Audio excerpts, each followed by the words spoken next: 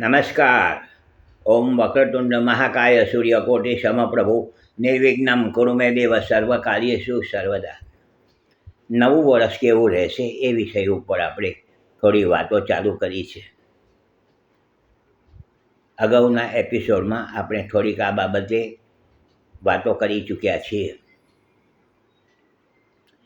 કારતક મહિનાના આરંભ અને ચૈત્ર મહિનાના આરંભના કુંડલીની આપણે થોડી ચર્ચા કરી. તો સાથે આપણા લોકલાડીલા નેતા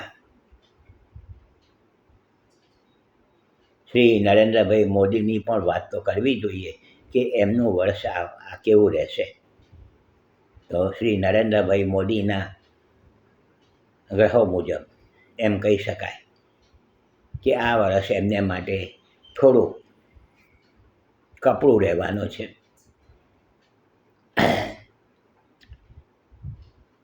એમને જે ધારેલા કામ કરવા છે તે કંઈક ને કંઈક રીતે થોડીક રૂકાવટ આવવાની સંભાવના કહી શકાય.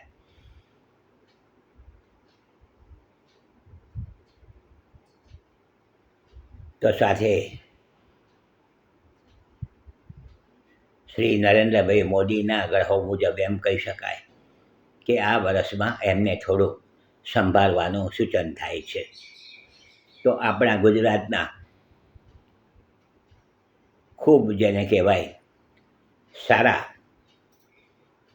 વ્યવસ્થિત મુખ્યપ્રધાન શ્રી ભૂપેન્દ્રભાઈ પટેલના ગ્રહો પણ જેને કહેવાય કે આ ભૂપેન્દ્રભાઈ પટેલ પણ એકદમ સારી રીતે ગુજરાતની પ્રગતિમાં યશકલગીરું પુરવાર થશે. તો શ્રી અમિતભાઈ શાહ આપણા માનનીય શ્રી ગૃહપ્રધાન એમના પણ ગ્રહો એમ કહે છે કે આ અમિતભાઈ શાહ પણ જેને કહેવાય થોડીક સિદ્ધિ હાંસલ કરશે, પરંતુ આરોગ્યના પ્રશ્ન એમને થોડાક સતાવ્યા કરશે. તો આપણા વિરોધ પક્ષના નેતા શ્રી રાહુલ ગાંધી એમના ગ્રહો મુજબ એમ કહી શકાય કે આ વર્ષ એમને માટે થોડુંક સિદ્ધિવાળું કહી શકાય, પરંતુ એમની જે અપેક્ષા છે, મહત્વાકાંક્ષા છે તે પ્રમાણમાં ઓછી ફળીભૂત થવાની સંભાવના કહી શકાય. તો આ તો આપણે મહાનુભાવોની વાતો કરી, પરંતુ સાથે વેપાર ધંધાની પણ વાતો કરવી જોઈએ. તો વેપાર ધંધા માટે એમ કહી શકાય કે કિંમતી ધાતુઓ એટલે કે સોનું ચાંદી કે જે કંઈક ધાતુઓ છે તેના બજારો થોડાક ઉપર જાય,